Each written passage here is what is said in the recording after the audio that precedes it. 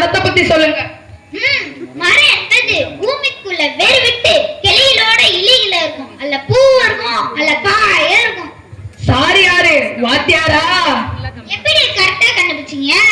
இல்ல, ஆச்சாரிக்கே மரத்தை பத்தி சொல்லி கொடுக்குறீங்களே. சரி, மரத்தை பத்தி. சரி, மரம் எந்த மரத்துல செய்யணும்னு சொல்லுங்க. ஓ, எந்த மரத்துல செய்யணும்னு கேட்டாரு.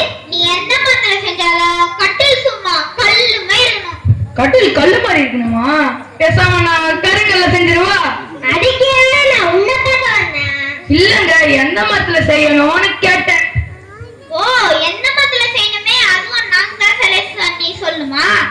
எந்த மரத்துல செஞ்சாலும் ஸ்ட்ராங்கா இருக்கணும். பேசாம நீ ஆலமரத்துல செஞ்சிடு. ஆலமரம், ஆலமரம். இந்த உலகத்துல ஆலமரத்துல கட்டில் செய்ய சொன்னது நீங்களா தான் இருப்பீங்க. நானே தான். அந்த ஆலமரம் எவ்வளவு அழகா வளர்ந்து எல்லாருக்கும் நிறுத்தது. அதை வெட்டி கட்டில் பிறவா செஞ்சுட்ட சொல்றீங்களே, உங்களுக்கு கொஞ்சமாவது மனசாட்சி இருக்கா? அப்படி கட்டில் செய்ய மாட்டியா? பேசாம நீ அரசமரத்துல செஞ்சிடு.